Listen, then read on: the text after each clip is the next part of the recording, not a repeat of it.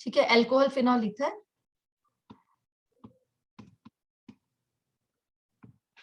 First topic जो हमारी NCERT में है बेटा, वो है इसमें नॉमेनक्लेचर एंड क्लासिफिकेशन। तो क्लासिफिकेशन बिल्कुल हेलो एल्केन की तरह ही है, जैसे हमने हेलो एल्केन हेलो एरीन में पढ़ा था। फर्स्ट टॉपिक क्लासिफिकेशन का अगर हम लेते हैं तो मोनो, डाई और पॉलीहाइड्रिक।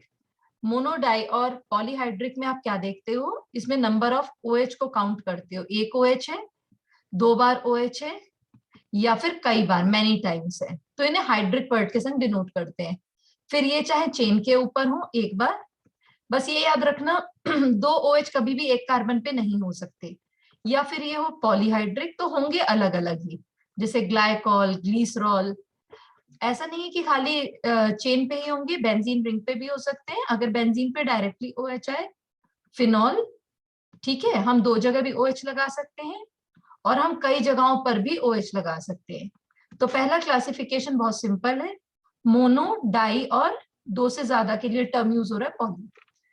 मैम कॉमन नेम्स आ सकते हैं, जैसे सेकंड वाले के लिए रिसोर्सिनॉल है ना। हाँ, इस तरह से बिल्कुल आएंगे, बिल्कुल कॉमन नेम भी आ सकते हैं, आयुपैक भी आ सकते हैं। इसका आयुपैक नाम बताओ, किसी भी फॉर्म में आ सकते हैं।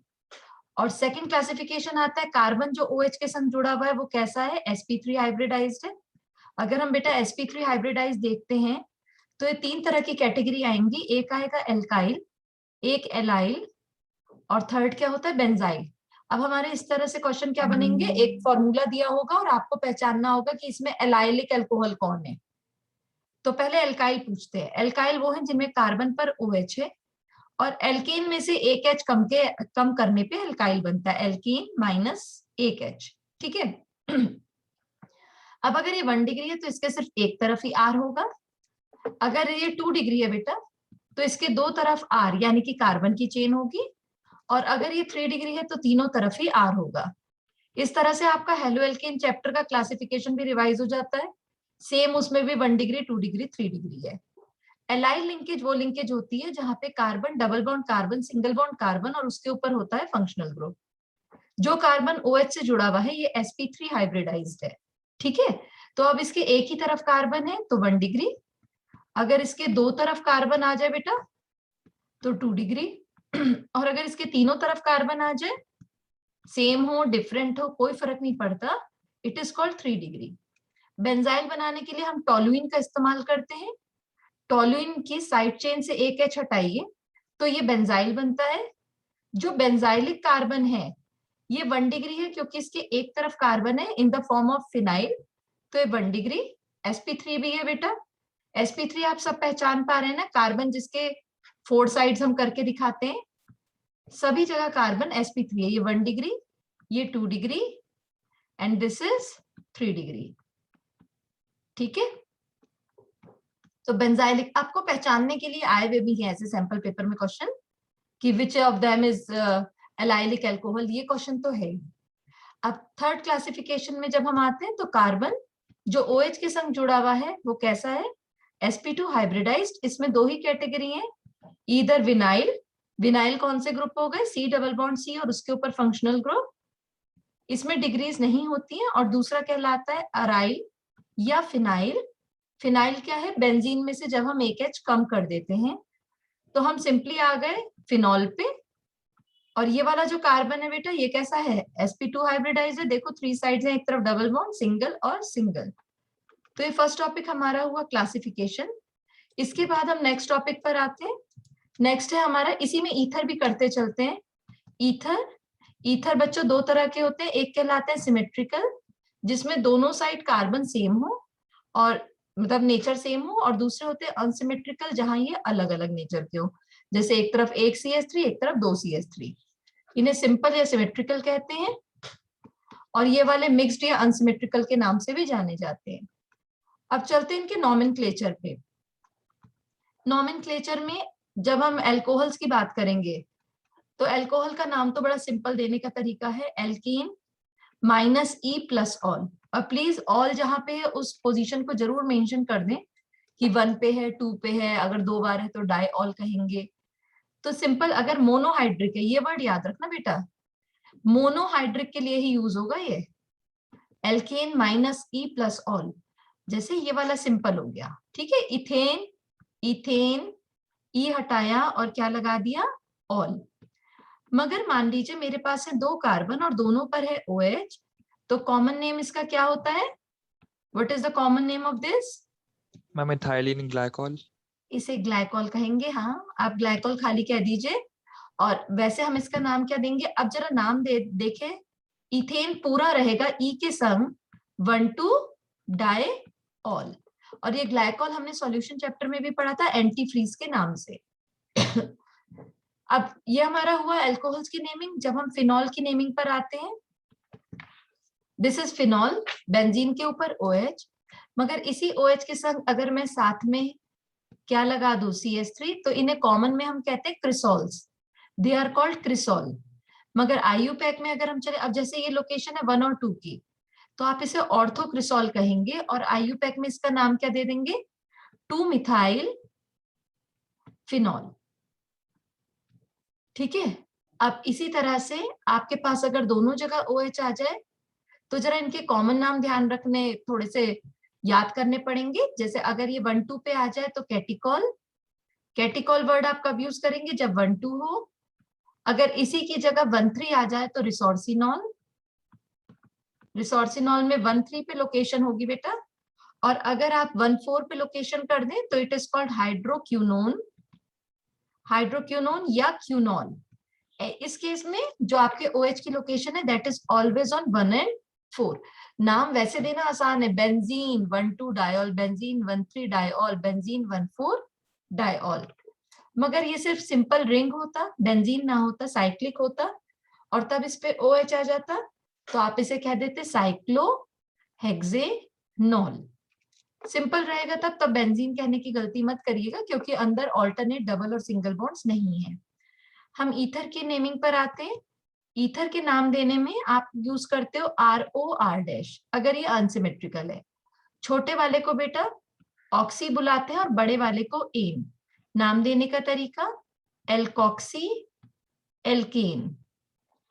तो छोटे को ऑक्सी बुलाना, क्या कहोगे इसे, methoxy ethane.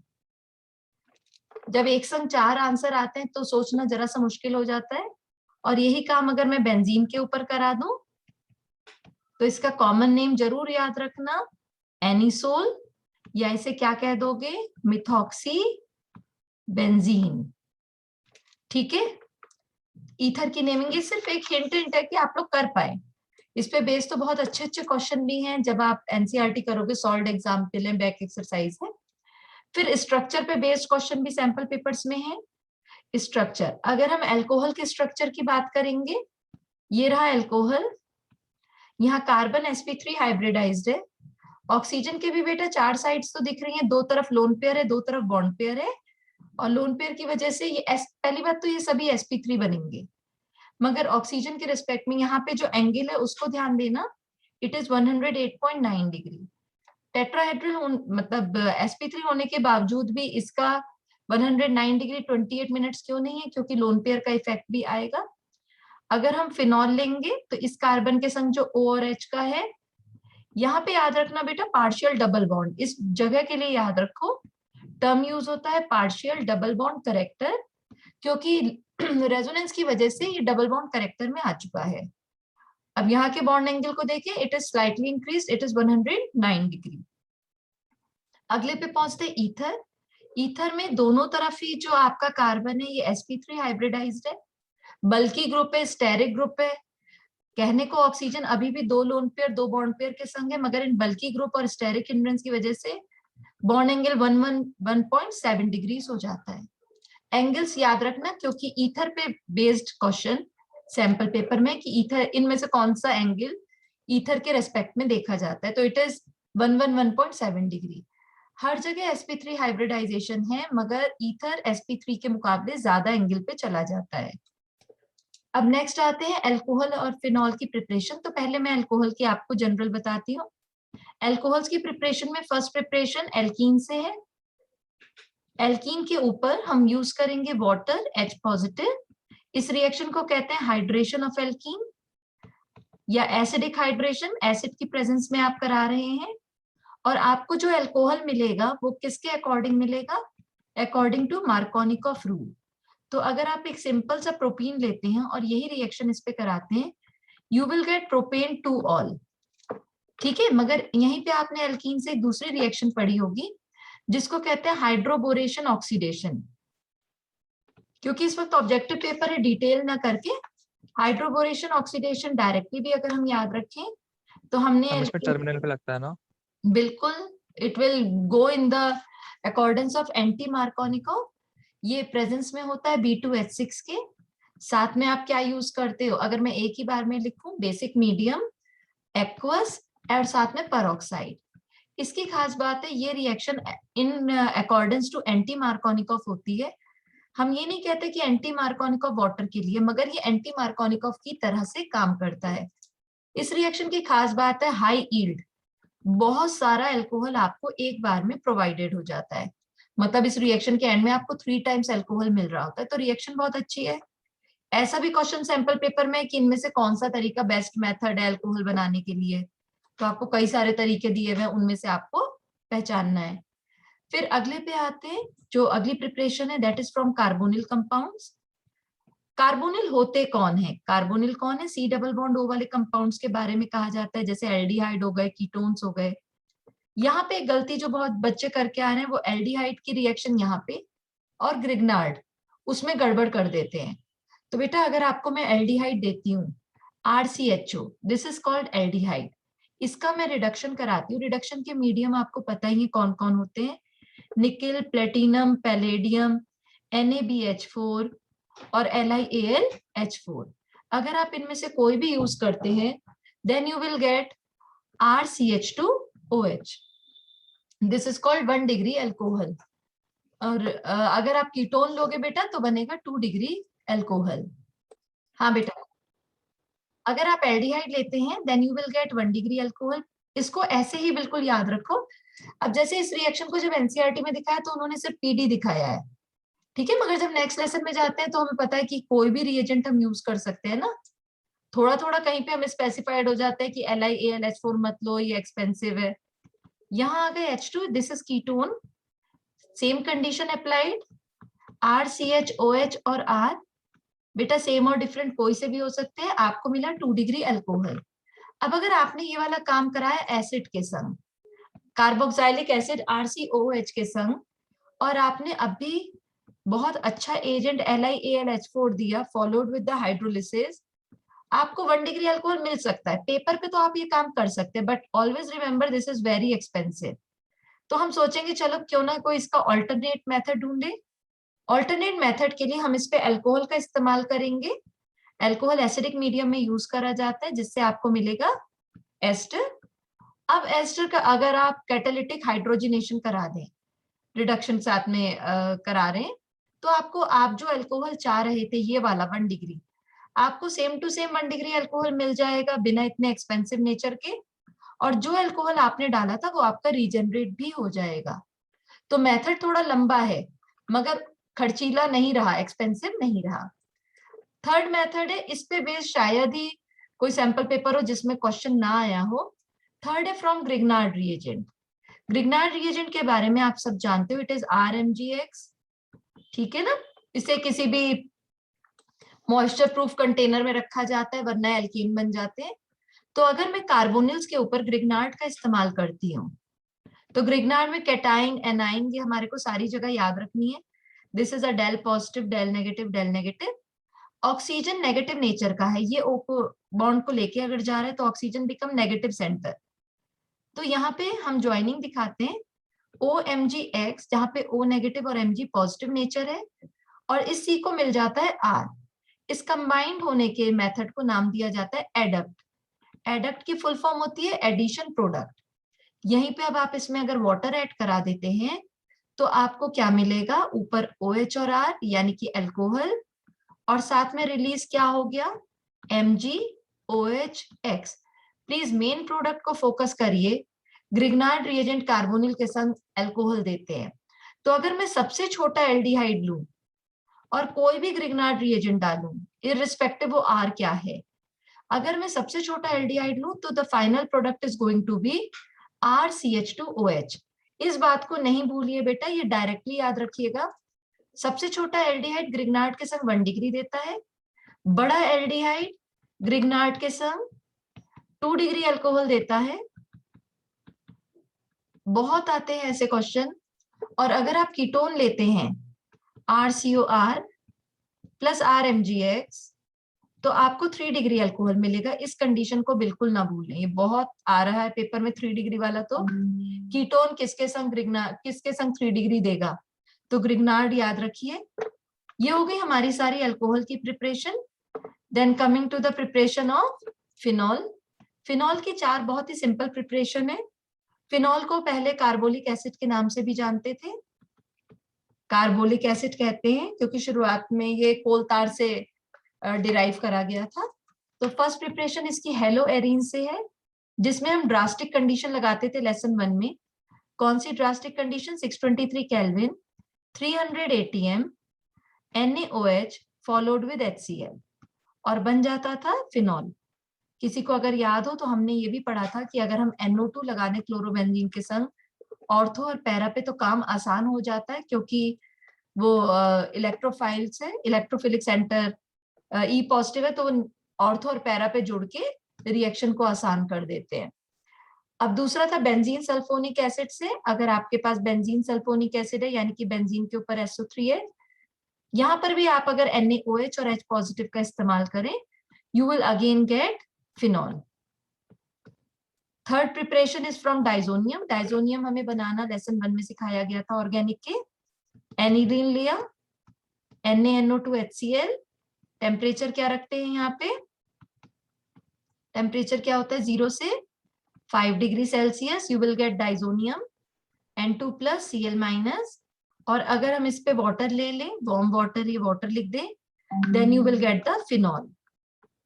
This reaction is not possible in case of अगर आप RNH2 लेकर करते। यहाँ का डाइजोनियम तो स्टेबल होता है, मगर आप अगर यहाँ पे RNH2 से करते तो जो एल्काइल का डाइजोनियम होता है वो अनस्टेबल होता है, वो तो डायरेक्टली ही ROH बन जाता है। तो जब हम अमीन्स चैप्टर पढ़ते हैं तो यहाँ RNH2 से रिलेटेड भी आपको रिएक्शन कराई जाती है। लास्ट होता है क्यूमीन से। क्यूमीन को कहा जाता है आइसोप्रोपाइल बेंजीन। आइसोप्रोपाइल बेंजीन, और ये ज्यादा लेवल में अगर आप बना रहे हैं फिनॉल तो उसमें भी काम आती है। क्यूमीन लिखा हमने, this is isopropyl benzene. Structure पूरा कर ले। अब हम ऐड कराएंगे इसमें ऑक्सीजन, साथ में हमें एक नया कंपाउंड मिलने जा रहा है बीच में। इसका नाम भी याद रखना है, cumene hydroperoxide. Cumene hydroperoxide. Now giving the acidic medium H plus और वाटर अगर हम यहाँ पे देते हैं, वी विल गेट फिनॉल। और जो बाय प्रोडक्ट है वो भी बहुत बढ़िया है। बाय प्रोडक्ट हमें क्या मिलता है इस वक्त? Acetone, which is of very high importance. ऐसा नहीं है कि बाय प्रोडक्ट बेकार हो। ये चारों प्रिपरेशन हमारी फिनॉल की। अब इसके बाद हमारी बुक में टॉपिक आता था फिजिकल प्रॉपर्टी। बच्चों, फिजिकल प्रॉपर्टी में 2 खास बातें बस ध्यान रखो। बॉइलिंग पॉइंट जो किसके अकॉर्डिंग चलता है? मॉलिक्यूलर मास, सरफेस एरिया और फोर्स ऑफ अट्रैक्शन। जिनमें से सरफेस एरिया पे बेस्ड आइसोमर्स दे देते हैं, तरह तरह के आइसोमर्स दे दिए और आपसे पूछा इनमें से किसका बॉइलिंग पॉइंट ज्यादा है, तो बच्चों जिसका सरफेस एरिया ज्यादा उसका बॉइलिंग पॉइंट ज्यादा कर दीजिएगा। और दूसरा होता है सॉलिबिलिटी। अल्कोहल और फिनॉल दोनों ही पानी में सॉल्युबल होते हैं। रीजन क्या होता है? पानी के संग ये बना लेते हैं H बॉन्डिंग। अब सॉलिबिलिटी भी तो साइज से डिपेंड करेगी ना, सरफेस एरिया के संग। तो अगर छोटी चीज है उसकी सॉलिबिलिटी ज्यादा, थोड़ा बड़ा करा तो पार्शियली सॉल्युबल, और ज्यादा बड़ा हो गया तो बहुत ही मुश्किल हो जाएगी, वो उसके संग बॉन्ड्स नहीं बना पाएगा। तो छोटे छोटे सॉल्ट एग्जाम्पल बेस्ड कि अल्कोहल्स इमिसिबल होते हैं वाटर में जब उनका साइज छोटा होता है। लोअर मॉलिक्यूलर मास वाले किसी भी प्रोपोर्शन में मिक्स हो जाते हैं। ठीक है, अब है हम केमिकल प्रॉपर्टीज पे या केमिकल रिएक्शंस।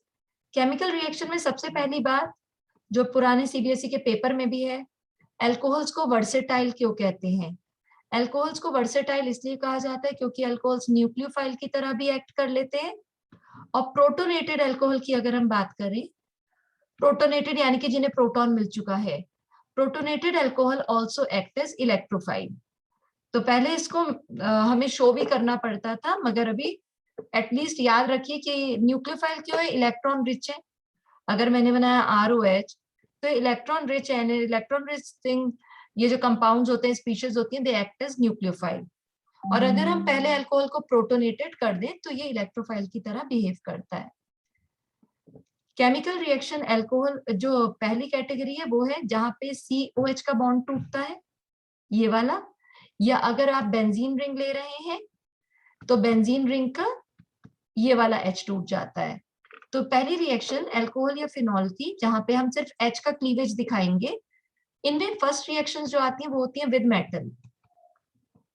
विद मेटल, जिनमें आप याद रखना अल्कोहल तो Na के संग रिएक्ट करता है, हाइड्रोजन हटेगा, बनेगा RONA, H2 रिमूव हो जाएगा, बैलेंस कर लेंगे उसी के अकॉर्डिंग। मगर फिनॉल ये दोनों के संग रिएक्शन देता है। फिनॉल पे चाहे आप Na यूज करिए, चाहे आप NaOH यूज करें, phenol get converted into sodium phenoxide, ONA आ जाता है। ये रिएक्शन आपको ये भी बताती है कि alcohols and phenols are acidic in nature, ये अपने H को दे सकते हैं। यहीं पे नोट की बात होती है कि जो आपका फिनॉल है, ये अल्कोहल है, ये एसिड की तरह भी बिहेव कर सकता है, यानी कि H दे रहा है। अगर मैं कोई स्ट्रॉन्ग सा बेस इसके पास ले आती हूँ, अगर बेस आ जाएगा तो ये वाला जो H है, जो अल्कोहल का H है, वो इस B के संग जुड़ जाएगा, and what the product you will gate, RO negative. अगर ये एसिड है तो बनने वाले प्रोडक्ट को कॉन्जुगेट बेस कहा जाता है, ऐसा ब्रॉन्स्टेड की थ्योरी में आपने पढ़ा हुआ है। और साथ में क्या बनेगा बेटा, BH। यहाँ पे अल्कोहल अपना H दे रहा है तो इसे हम कहेंगे acidic in nature, Brønsted acid के नाम से भी आप बुला सकते हो। इसके संग क्वेश्चन आएगा 1 डिग्री, 2 डिग्री और 3 डिग्री अल्कोहल में सबसे अच्छा एसिड कौन है। एसिडिक कैरेक्टर H के जाने से होता है। तो अगर आप 1 डिग्री, 2 डिग्री, 3 डिग्री को कंपेयर कराते हैं तो 1 डिग्री में एक ही R है, 2 डिग्री में कितने R आ गए, 2, 3 डिग्री में कितने R आ गए, 3। सबको ये बात हमेशा याद रखनी है कि R किस नेचर का होता है, R is electron releasing in nature, ये इलेक्ट्रॉन की डेंसिटी को बढ़ाएगा। और अगर इलेक्ट्रॉन की डेंसिटी O की तरफ बढ़ गई, इसने अपने इलेक्ट्रॉन भेजे, इसने भी भेजे, O पे पहले ही इलेक्ट्रॉन है, अगर और डेंसिटी बढ़ गई तो H का निकलना मुश्किल होता जाएगा। तो याद रखना बेटा, 1 डिग्री अल्कोहल सबसे अच्छे एसिड है, फिर 2 डिग्री एंड देन 3 डिग्री। वजह क्या है, जितने ज्यादा इलेक्ट्रॉन रिलीजिंग ग्रुप होंगे उतना ही कम एसिडिक करेक्टर होगा। यहीं पे साथ में याद रखना बेटा, water is better proton donor, water जल्दी H दे देता है, proton donor, as compare to alcohol, क्योंकि अल्कोहल में क्या आ गया, फिर से अल्काइल ग्रुप है, और अल्काइल ग्रुप किस नेचर का होता है, इलेक्ट्रॉन रिलीजिंग। तो वाटर का नेचर, अगर वाटर से कहें H दो तो इसका देना H आसान ज्यादा है एज कंपेयर टू अल्कोहल। अब कंपेयर करते हैं फिनॉल और अल्कोहल में। फिनॉल और अल्कोहल में कौन अच्छा एसिड है, दोनों ही H देते हैं तो दोनों ही अच्छे एसिड है, मगर बेटर कौन है, तो फिनॉल का H देना कंपैरेटिव ज्यादा आसान है, क्योंकि ये फिनाइल ग्रुप किस नेचर का होता है, ये इलेक्ट्रॉन खींचने वाला है, जबकि अल्काइल ग्रुप किस नेचर का है, इलेक्ट्रॉन देने वाला है। खींचने वाला ग्रुप या विड्रॉइंग ग्रुप इलेक्ट्रॉन की डेंसिटी को कम करता है, H का निकलना आसान कर देता है। तो phenol is a better acid as compare to alcohol. तो अगर फिनॉल अच्छा एसिड है तो फिनॉल पे लगाए गए ग्रुप से भी हम कंपेयर करा सकते हैं कौन अच्छा है। अब मैंने लिया phenol with a nitro group, ऐसे क्वेश्चन देख रहे हो आजकल आपकी पेपर में है। फिर ये हो गया फिनॉल, और अगला केस है फिनॉल के संग CH3। यहाँ पे अगर आपको सिर्फ ये पता है कि कौन सा ग्रुप किस नेचर का है तो आपका काम आसान है। NO2 इलेक्ट्रॉन विड्रॉइंग ग्रुप है, खींचने वाला ग्रुप है, CH3 इलेक्ट्रॉन रिलीजिंग ग्रुप है, या डोनेटिंग कह सकते हैं आप। तो अब क्या होगा, ये जब इलेक्ट्रॉन खींचेगा तो डेंसिटी को कम कर देगा, जबकि ये जब इलेक्ट्रॉन देगा तो इलेक्ट्रॉन डेंसिटी को बढ़ा देगा। हमने अभी पढ़ा कि सीधे सीधे याद करते हैं, electron withdrawing group decreases the density और बन जाता है अच्छा एसिड। तो NO2 वाले अब जितने NO2 लगा दोगे उतना काम और आसान हो जाएगा। नेक्स्ट है फिनॉल और फिनॉक्साइड में मोर स्टेबल कौन है, फिनॉल और फिनॉक्साइड। तो पहले तो देखो फिनॉक्साइड होता क्या है, O negative, this is called phenoxide, it is having 6 electrons. जबकि फिनॉल क्या है, बेंजीन के ऊपर OH with the 4 electrons.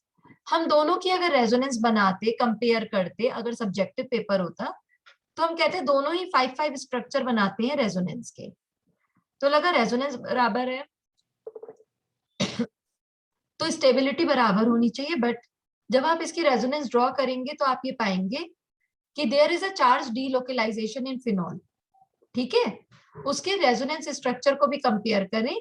It's resonance structure है चार्ज सेपरेशन। जब इसके आप ड्रॉ करते हैं तो O पे पॉजिटिव, और जब आप ऑर्थो पैरा पे देखते हैं तो रेजोनेंस में यहाँ पे बेंजीन में इन जगहों पे नेगेटिव आता है। तो चार्ज सेपरेशन है जिसकी वजह से phenol becomes less stable, it is less stable as compare to phenoxide. तो दोनों के स्ट्रक्चर सेम बनेंगे 5-5, फिर भी फिनॉल के लिए रेजोनेंस स्ट्रक्चर चार्ज सेपरेशन यहाँ पे देखा जाता है। जब रेजोनेंस होती है बेटा तो O पे पॉजिटिव आ जाता है, जबकि जब फिनॉक्साइड में रेजोनेंस होती है तो O पे कोई भी चार्ज नहीं आता क्योंकि उस पर ऑलरेडी माइनस था। तो फिनॉक्साइड की स्टेबिलिटी फिनॉल के मुकाबले ज्यादा होती है। इस तरह के छोटे रीजनिंग के क्वेश्चन आते हैं। अब इसी हेडिंग में जहां पे हम H का रिमूवल पढ़ रहे हैं, यहाँ पे एक हेडिंग आएगी स्टेरिफिकेशन। अभी तक आपने जब भी स्टेरिफिकेशन 10th में सुना था आपने सिर्फ पढ़ा था अल्कोहल प्लस एसिड, मगर जरूरी नहीं है।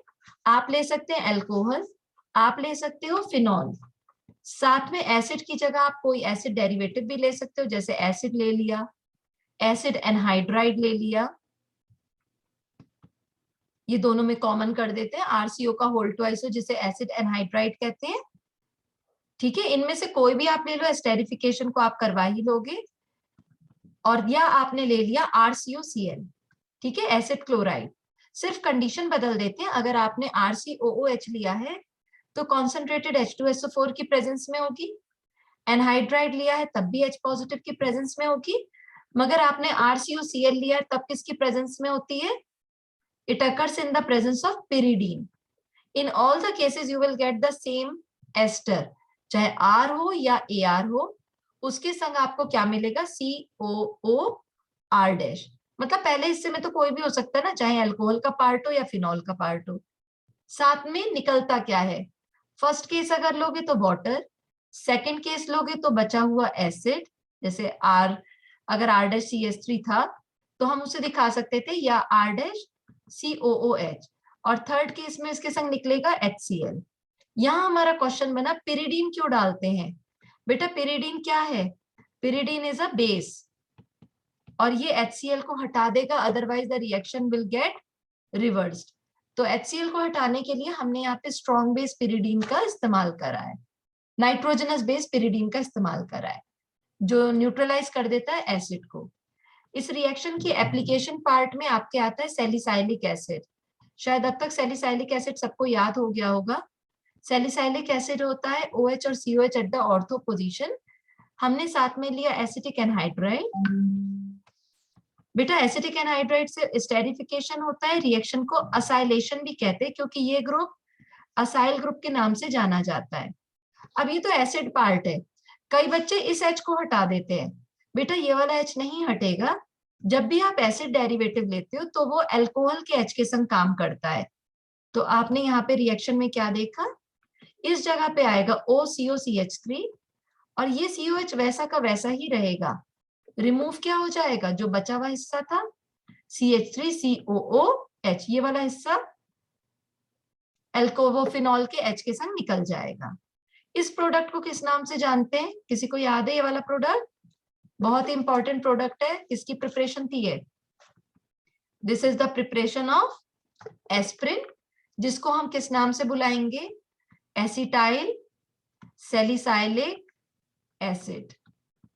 किस किस काम में आ रहा है एसिटाइल सैलिसाइलिक एसिड या एस्प्रिन, एनाल्जेसिक, पेन किलर हो गया, एंटीपायरेटिक, फीवर में काम आ गया, एंटी इंफ्लेमेटरी या हम कह सकते हैं इन्फ्लेमेशन के अगेंस्ट, एंटी इंफ्लेमेटरी हो गया, और एक बहुत इंपॉर्टेंट काम है, ब्लड को थिन रखता है जब कार्डियक अटैक वगैरह की चांसेस होते हैं या कोगुलेशन के होते हैं, तो एंटी ब्लड कोगुलेंट।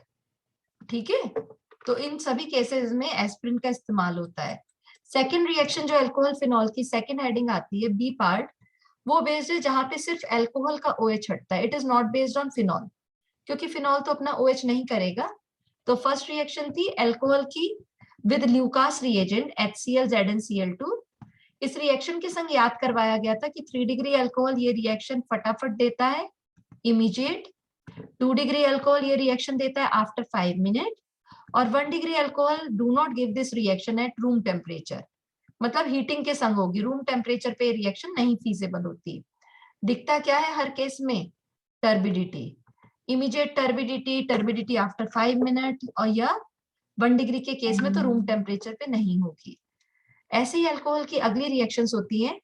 अल्कोहल पे अगर हम कॉन्सेंट्रेटेड H2SO4 यूज करें, यानी कि डिहाइड्रेटिंग एजेंट, H3PO4 या कैटलिस्ट जैसे एनहाइड्रस AlCl3, ठीक है, या एल्यूमिना यूज कर, anhydrous ZnCl2 sorry, anhydrous ZnCl2 use करें, या एल्यूमिना यानी कि Al2O3 का यूज करें। ये सभी के सभी डिहाइड्रेशन कराते हैं और अल्कोहल को किस में कन्वर्ट करते हैं? एल्कीन। मगर फर्क क्या है? अगर आप 3 डिग्री अल्कोहल लोगे, ये रिएक्शन बहुत फास्ट होगी और इसमें बहुत थोड़े एसिड की कॉन्सेंट्रेशन के संग भी काम हो जाएगा, और टेम्परेचर भी कम चाहिए, दैट इज 358 केल्विन। तो 3 डिग्री अल्कोहल में रिएक्शन बहुत आराम से होगी एल्कीन बनने की। अगर आप 2 डिग्री लोगे तो थोड़ा सा कंडीशन स्ट्रॉन्ग कर लेते हैं, 85% ऑफ द एसिड, और टेम्परेचर भी बढ़ा लेते हैं 440 केल्विन।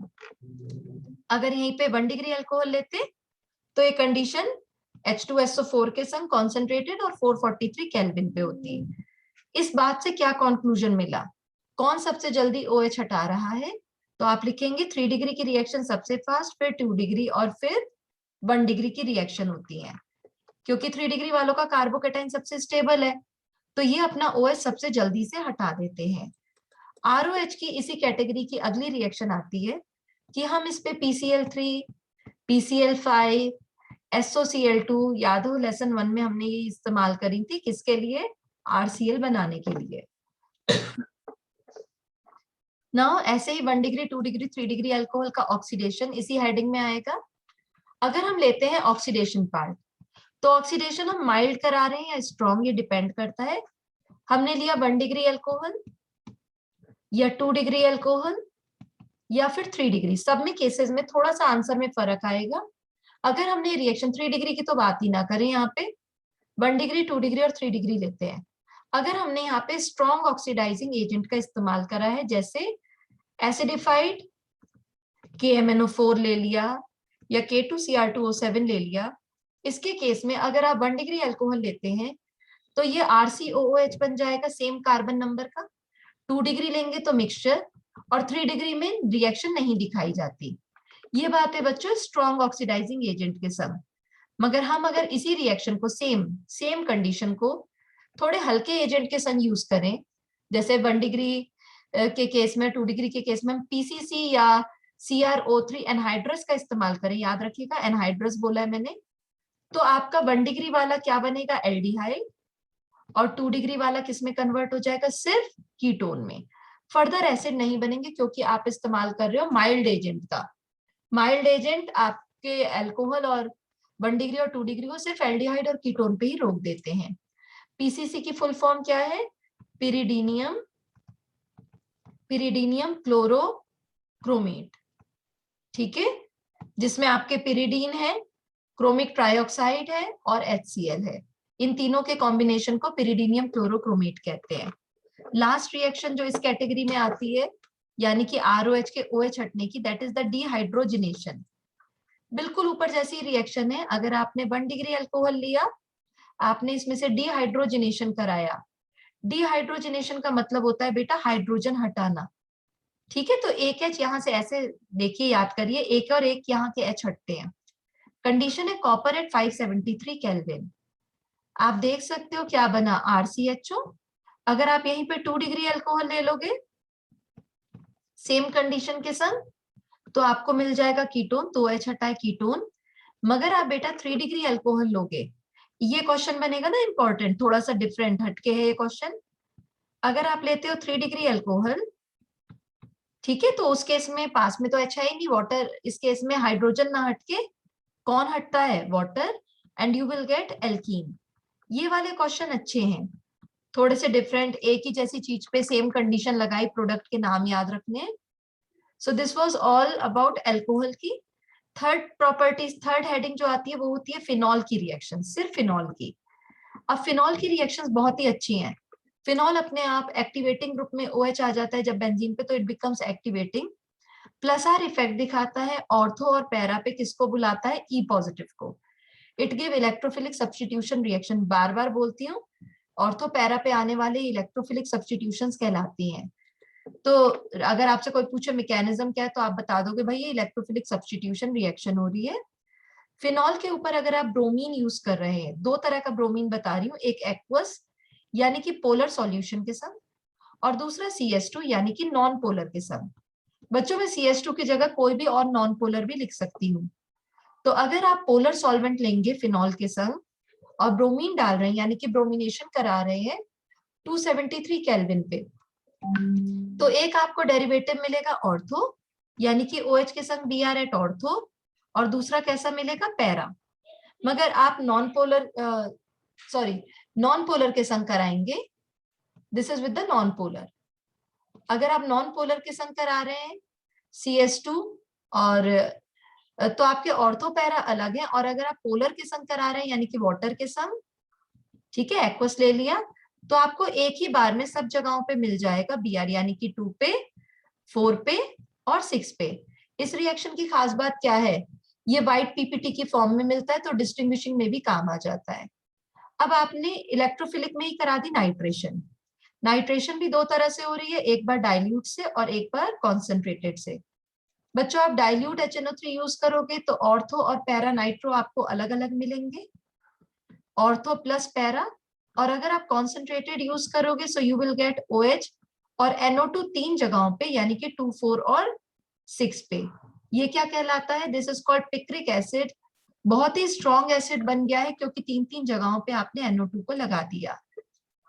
इस ऑर्थो पैरा से रिलेटेड एक क्वेश्चन आता है, इनमें से स्टीम वोलेटाइल कौन है, which is steam volatile, ortho nitrophenol कैसा है बेटा, इट इज स्टीम वोलेटाइल। और इसका रीजन क्या था, क्या रीजन है कि ये इतनी जल्दी उड़ जाता है, दिस इज NO2। क्या हो जाता है इसके बीच, this results in formation of intramolecular H bonding, this is intramolecular H bonding.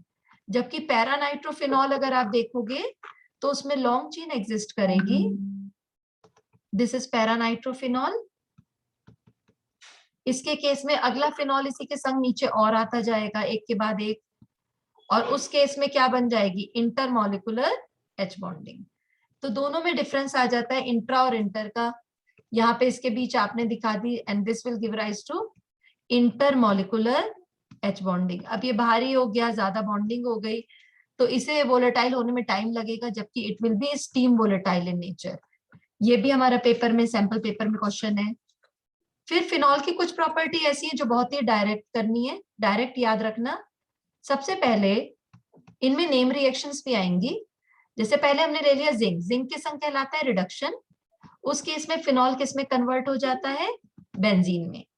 अगर आप इसका फिनॉल का कराते हैं ऑक्सीडेशन, किसकी प्रेजेंस में, Na2Cr2O7 along with H positive, तो ये अपने आप को डार्क कलर के लिक्विड में बदल लेता है, इसका कलर चेंज हो जाता है, this is called benzoquinone, it is benzoquinone, dark colour का मिक्सचर होता है ये। फिर फिनॉल पे आती है कोल्बे रिएक्शन और रीमर-टीमन, ये तो हर पेपर में है ही है। अगर हम कोल्बे रिएक्शन करा रहे हैं तो कोल्बे में आप क्या क्या इस्तेमाल करते हैं, फिनॉल को फिनॉक्साइड बनाते हैं, फिर सेकंड स्टेप में आप CO2 डालते हो और साथ में H positive, and you will get the final product as salicylic acid. ये रिएक्शन भी इलेक्ट्रोफिलिक सब्स्टिट्यूशन है, और एक टर्म याद रखिएगा यहाँ पे, CO2 वीक इलेक्ट्रोफाइल। ये वीक इलेक्ट्रोफाइल है जो ऑर्थो पोजीशन पे जा रहा है।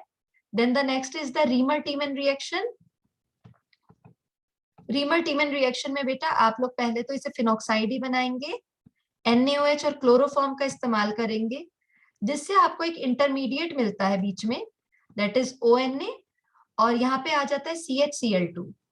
ये वाला क्वेश्चन भी सैंपल पेपर में इंटरमीडिएट कैसा है, तो इंटरमीडिएट आपके लिए पूछा जाता है बेंजल क्लोराइड का इंटरमीडिएट है बेंजल, बेंजीन के ऊपर CHs, बेंजल क्लोराइड का इंटरमीडिएट बना है विच फर्दर विद NaOH, और उसके बाद H पॉजिटिव की प्रेजेंस में ये आपको दे देता है सैलिसैल्डिहाइड, OH और CHO। सैलिसैल्डिहाइड में OH के संग CHO आता है। ये हमारी सारी अल्कोहल और फिनॉल की प्रिपरेशन प्रॉपर्टीज हुई। इसके बाद ईथर का बहुत छोटा सा पार्ट है। ईथर की सिंपल 2 ही प्रिपरेशन है हमारे कोर्स में। पहले हम अगर इसकी प्रिपरेशन करते हैं, one is from dehydration of alcohol. तो अभी थोड़ी देर पहले मैंने आपको बताया था डिहाइड्रेशन ऑफ अल्कोहल से तो एल्कीन बनता है, मगर कंडीशन बदल देते हैं। अगर मैंने अल्कोहल लिया C2H5OH ही मान लीजिए, ठीक है, 2 बार लिख दे रही हूँ क्योंकि मैंने तो 2 ही लेने हैं यहाँ पे, और मैंने लिखा कॉन्सेंट्रेटेड H पॉजिटिव, मगर टेम्परेचर कर दिया 413 kelvin, so it will result in formation of ether. बच्चों ये ईथर बनाएगा, इस पे बेस्ड है क्वेश्चन मैकेनिज्म का। अगर ये दोनों अल्कोहल स्मॉल डिग्री के हैं, याद रखें ना, अगर ये दोनों अल्कोहल स्मॉल डिग्री के हैं यानी कि 1 डिग्री 1 डिग्री, तो मैकेनिज्म का नाम होगा SN2 और प्रोडक्ट होगा ईथर, ठीक है। मगर आपने इस रिएक्शन की लिमिटेशन याद रखनी है। इस रिएक्शन की लिमिटेशन क्या है, अगर आपने ये बड़ी डिग्री ले लिए, 2 डिग्री या 3 डिग्री के अल्कोहल ले लिए, तो मैकेनिज्म होगा SN1 और प्रोडक्ट क्या होगा एल्कीन, एलिमिनेशन हो जाएगा ना कि सब्स्टिट्यूशन। इसी के बजाय दूसरा मेथड पे आते हैं। दूसरा मेथड है विलियमसन सिंथेसिस। विलियमसन सिंथेसिस में आप क्या लेते हो, हमेशा लेते हो RX और RONA और प्रोडक्ट बनाते हो ROR- जिसकी खासियत है अनसिमेट्रिकल है।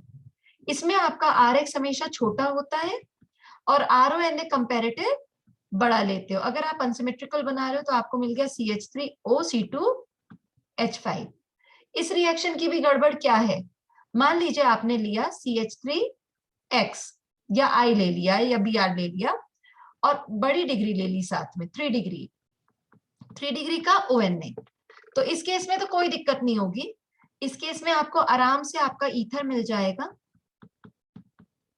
एक तरफ 3 डिग्री पार्ट और एक तरफ स्मॉलर। मगर आपने अगर इस कॉम्बिनेशन को उल्टा ले लिया, यानी कि छोटे का ले लिया ONA और बड़ी डिग्री को ले लिया in the form of X, तो बच्चों ये बड़ी डिग्री वाला तो हमेशा कहता है मैं कार्बोकैटाइन बनना चाहता हूं, तो ये X को निकाल के बाहर फेंक देगा। और उस केस में क्या होगा, यहाँ पे एलिमिनेशन प्रोसीड कर जाएगी सब्स्टिट्यूशन के ऊपर, आपको alkene as the major product मिलेगा और साथ में जो छोटा ग्रुप है that will be converted into alcohol, साथ में NaBr। तो इस रिएक्शन की भी गलती, दोनों में आपको प्रिपरेशन पार्ट पे ध्यान देना है।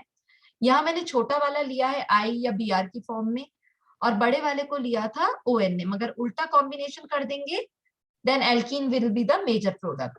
यहाँ ऐसा क्या होता है, ठीक है, क्योंकि जब ये वाले हिस्से की बात होती है तो बच्चों ये बनते हैं RO नेगेटिव, तो इसमें ध्यान रखना होता है कि एल्कोक्साइड्स आर नॉट ओनली न्यूक्लियोफाइल, ये खाली न्यूक्लियोफाइल ही थोड़ी है कि नेगेटिव नेचर है तो इन्हें न्यूक्लियोफाइल कहेंगे, बट स्ट्रॉन्ग,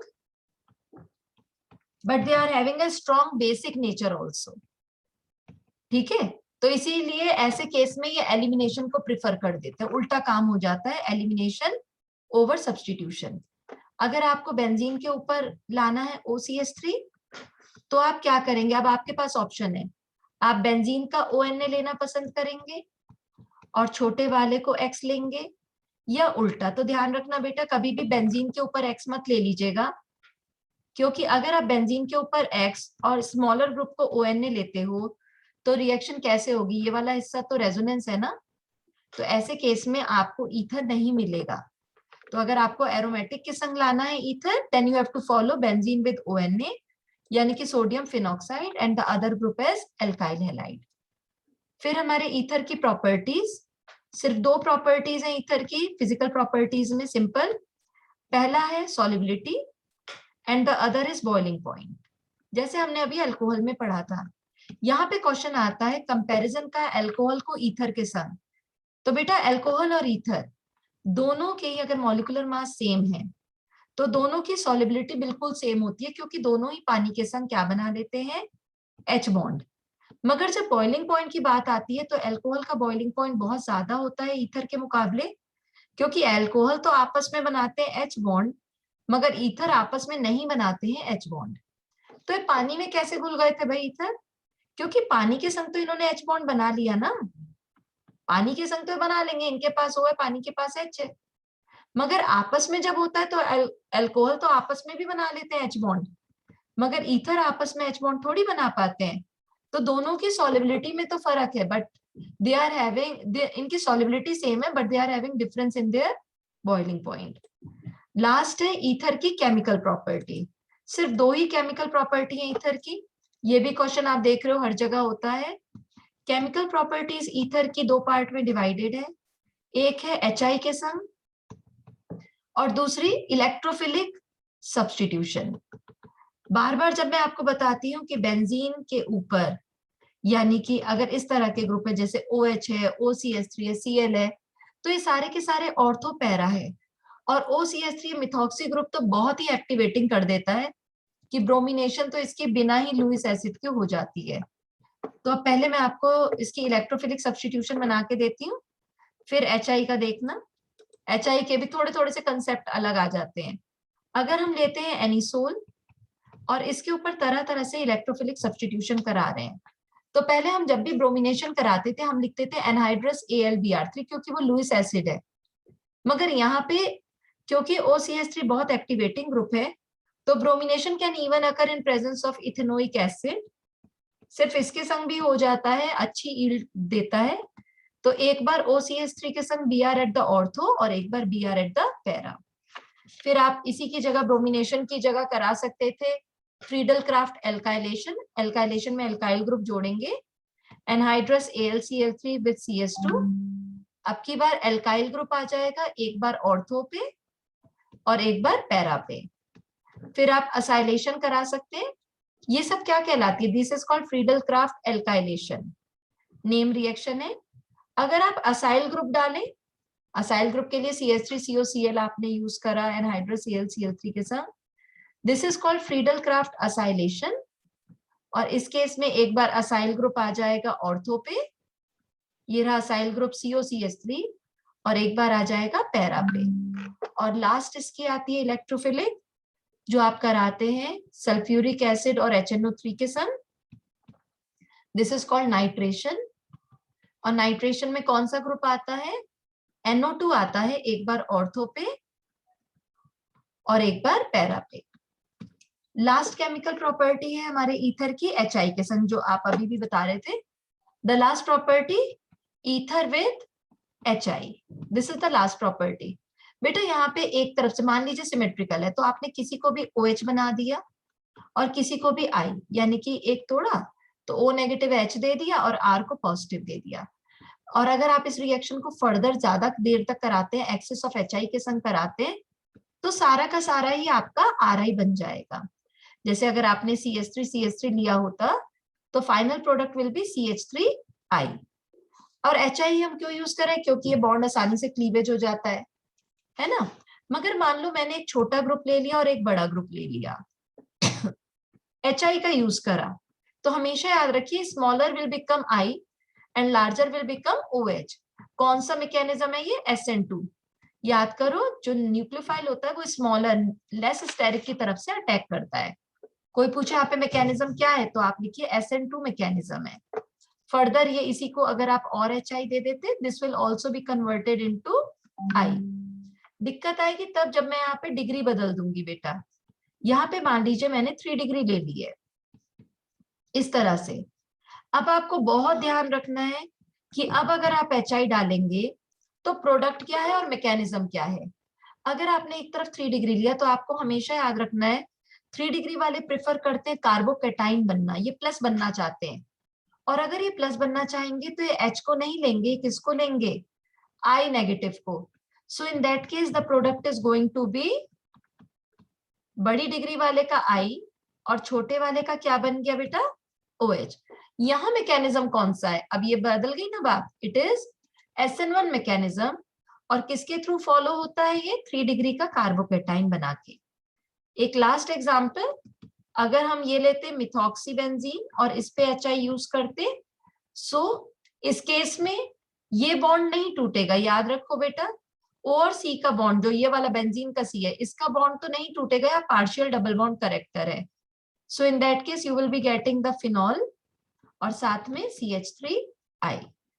तो इसके संग आपके सारे के सारे मेन जो क्वेश्चंस समरी टाइप है वो कवर होती है बेटा। अगर मैकेनिज्म के नाम भी याद रखोगे तो इस पे बेस्ड हमारे छोटे छोटे क्वेश्चन ऑब्जेक्टिव में आए हुए हैं।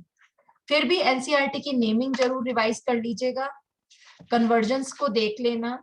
और एक हमारा एनसीईआरटी का क्वेश्चन है, question number 33, which is based on the hydride shift, उसके संग ये बना हुआ है। तो शिफ्ट के संग वाला क्वेश्चन आप एक बार जरूर देखिएगा, क्वेश्चन नंबर 33 प्रोडक्ट को बनाते हुए। So this is all about alcohol phenol. इसको एक बार रिवाइज कर लेना बच्चों। हाँ बताओ बेटा।